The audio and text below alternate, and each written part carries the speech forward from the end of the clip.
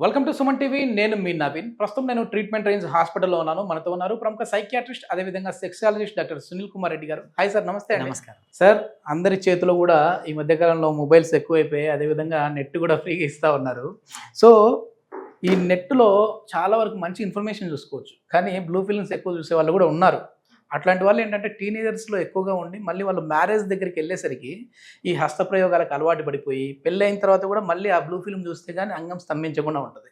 So అట్లాంటి వాళ్ళు మళ్ళీ హస్తప్రయోగానికి అలవాటు పడిపోతారు. అంటే పెళ్ళయి పెళ్ళాం ఉన్నా కూడా సరే మాస్టర్బేషన్ వెళ్ళిపోతా ఉన్నారు. అట్లాంటి వాళ్ళకి ఎట్లాంటి సైడ్ ఎఫెక్ట్స్ వస్తాయి, అదేవిధంగా ఏమైనా వీళ్ళకి ట్రీట్మెంట్ ఏమైనా ఉంటుందా? సో ఇప్పుడు మనం సోషల్ మీడియా తీసుకుంటే చాలా యాక్సెసిబిలిటీ పెరిగిపోయింది. ప్రతి వాళ్ళ చేతిలో ఈ సోషల్ మీడియా అనేది యాక్టివ్గా ఉంది. సో దాంట్లో ఏమవుతుందంటే వాళ్ళు ఈజీగా వాళ్ళకి కావాల్సిన కంటెంట్ని చూడగలుగుతున్నారు. దాంట్లో ముఖ్యంగా యంగ్ కుర్రవాళ్ళు, టీనేజ్లో ఉన్న వాళ్ళు ఏంటంటే పోర్న్కి చాలా యాక్సెసిబిలిటీ ఎక్కువైపోతుంది.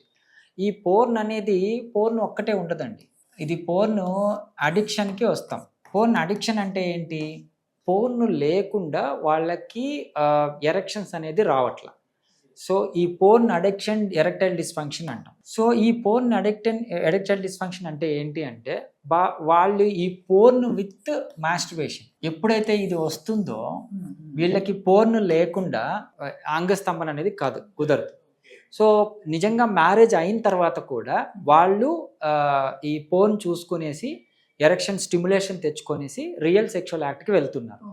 సో దాంతో ఈవెన్ ఆ రిలేషన్షిప్ కూడా అంత స్ట్రాంగ్గా ఉండదు, చాలా ఎంబ్రాసింగ్గా ఫీల్ అవుతారు. సో దయచేసి ఫస్ట్ నుంచి ఈ మాస్టర్బేషన్ సిన్ అంటే ఇది తప్పు, అసలు చేసుకోకూడదు అని కాదు.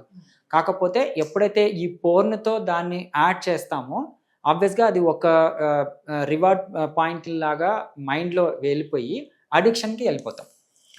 ఎప్పుడైతే ఈ అడిక్షన్కి వెళ్తామో వాళ్ళు ఎరెక్టైల్ డిస్ఫంక్షన్కి వెళ్ళిపోతారు. అది పోర్న్ ఇండ్యూస్డ్ ఎరెక్టైల్ డిస్ఫంక్షన్కి వెళ్తారు. సో ఇక్కడ ఫస్ట్ మనం చేయాల్సింది ఏంటంటే పోర్న్ అవాయిడ్ చేయాలి. ఒకవేళ పోర్న్ చూసినా కానీ మాస్టర్బేషన్ని తీసేసేయాలి. సో ఆబ్వియస్గా చిన్నగా వాళ్ళకి ఎమోషన్స్ ఇంప్రూవ్ అయ్యి వితౌట్ పోర్న్ కానీ ఇట్లా లేకుండా వాళ్ళకి ఎరెక్షన్స్ ఇంప్రూవ్ అవుతాయి. చూసినా సరే మాస్టర్బేషన్ చేయకూడదు.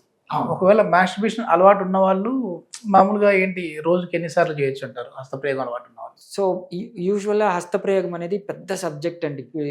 ఇప్పుడు అన్నాను కదా, అసలు మాస్టర్బేషన్ చేసుకోకూడదని కొంతమంది వస్తారు. సార్ నా వీర్యం అంతా ఆ బలంలోనే పోతుంది, నేను అందుకనే ఇలా ఉన్నాను అంటాము. చాలా మిత్తులు ఉన్నాయి మాస్టర్బేషన్ మీద. మాస్టర్బేషన్ ఎంతకాలం చేసుకోవాలి, ఎన్నిసార్లు చేసుకోవచ్చు పర్ డే అనేది చాలా క్వశ్చన్స్ ఉంటాయి. So it's depends on person to person. అందరికీ ఒకలాగా ఉండదు. వాళ్ళని ఎగ్జామిన్ చేసిన తర్వాత మోస్ట్ ఆఫ్ ద టైమ్స్ నేను ఏమని సజెస్ట్ చేస్తాను అంటే యూజువలీ వీక్లీ వన్స్ వెళ్ళమని చెప్తాను. కానీ అదే పనిగా మాస్టర్బేషన్ మీద ఆధారపడితే ఏంటి అంటే వాళ్ళకి ఇట్లాంటి సైడ్ ఎఫెక్ట్స్ అన్నీ రావడానికి జరుగుతుంది. ఓకే ఓకే ఏంటి సార్, అంటే ఇట్లాంటి వాళ్ళకి పెళ్ళైన తర్వాత ఈ హస్తప్రయోగం ఎక్కువ చేసుకునే వాళ్ళకి పిల్లలు పుట్టే అవకాశాలు కూడా తక్కువ ఉంటాయని చెప్పేసి విన్నాను. అంటే ఎరెక్ట్ అవ్వకపోతే అసలు అది పెనిట్రేట్ కూడా చేయలేరు. సో అట్లాంటి వాళ్ళకి ఎట్లాంటి ట్రీట్మెంట్ ఉంది? సో ఈ మాస్టర్బేషన్ వల్ల పిల్లలు పుట్టకుండా ఉండే అవకాశాలు అలాంటివి ఏమి ఉండవండి. కాకపోతే మాస్టర్బేషన్తో ఏమవుతుంది అంటే వాళ్ళ సెక్షువల్ థాట్ ప్రాసెస్ అనేది మారుతుంది. సో వీళ్ళు సెక్స్ చేయకుండా పిల్లలు ఎలా పుడతారు? వాళ్ళకి ఎరెక్టైల్ డిస్ఫంక్షన్ వచ్చేస్తే వాళ్ళు సెక్షువల్ యాక్ట్ జరగదు కదా. సో ఇద్దరు ఫిజికల్గా కలవకపోయినప్పుడు వాళ్ళకి పిల్లలు పుట్టడానికి అవకాశం ఉండదు. సో ఎప్పుడైతే సెక్షువల్ యాక్టివిటీని ఇంప్రవైజ్ చేస్తే ఆటోమేటిక్గా మాస్టర్బేషన్ అనేది తగ్గుతుంది. ఎప్పుడైతే రియల్ సెక్స్లో వాళ్ళు పాల్గొంటారో ఒక పార్ట్నర్ వచ్చిన తర్వాత సో వీలైనంత వరకు మాస్టర్బేషన్ తగ్గించుకుంటారు. సో కానీ దానికి ముందే మాస్టర్బేషన్ తగ్గించుకోవడం అనేది మంచిది. ఎందుకంటే వాళ్ళు సెక్షువల్గా హెల్తీగా ఉండాలి అంటే ఈ మాస్టర్బేషన్ అలవాటు నుంచి బయటపడాలి. ట్రీట్మెంట్ ఏంటి సార్ దీనికి? ఒకవేళ ఈ అలవాటు నుంచి బయటపడినారు అయినా కూడా వాళ్ళకు ఈ ఈడీ నుంచి బయటపడట్లేదు, నాకు అవును సార్ అప్పట్లో మేము తప్పు చేశాము అని రియలైజ్ అయ్యాడు, కానీ ఈడీ ప్రాబ్లం వెంటాడుతూ ఉంది. సో నాకు ఇప్పుడు ఓపీకి చాలా మంది సార్ నాకు మాస్టర్బేషన్ ఉంది, నాకు చిన్నప్పటి నుంచి మాస్టర్బేషన్ అలవాటు ఉంది, నాకు పిల్లలు పుడతారో లేదో అన్న భయం ఒకటి, సెక్షువల్ యాక్ట్ జరుగుతుందో అన్న భయం ఒకటి. వాళ్ళు నిజంగా బయట వెళ్ళినప్పుడు నిజంగా సెక్స్ చేయాలన్నప్పుడు అంగస్తంభించడం లేదు. సో వాళ్ళు ఫైనలీ అట్లాంటి పోర్న్ పిక్చర్స్ చూసి ఎరెక్షన్స్ తెచ్చుకొని సెక్షువల్ యాక్ట్కి వెళ్తున్నారు. అది కూడా ఫుల్ ఫ్లెడ్జ్డ్గా వాళ్ళు ఎంజాయ్ చేయలేకపోతున్నారు. ఇలాంటి పేషెంట్స్ చాలామంది ఉన్నారండి. రీసెంట్గా టైంలో ఏంటి అంటే నాకు యంగ్ కుర్రాడు 29 ఇయర్స్, ఇంకా మ్యారేజ్ కాలేదు. ఇతను ఏంటి అంటే సెక్షువల్ యాక్ట్ ఉంది బట్ పోర్న్ అడిక్షన్లో ఉన్నాడు. సో ప్రతిరోజు ఏంటంటే 2 to 3 టైమ్స్ ఫోన్ చూసుకొనేసి అతనికే సెల్ఫ్ స్టిమ్యులేషన్ అంటాం కదా, హస్తప్రయోగం చేసుకుంటూ వాడు లైఫ్ గలుపుతుంటాడు. సో ఇంకా వితిన్ 6 monthsలో అతనికి మ్యారేజ్ ఉంది. సో ఆ అమ్మాయితో మాట్లాడినప్పుడు ఈ స్టిమ్యులేటింగ్ బట్ ఎరెక్షన్స్ రావట్లా.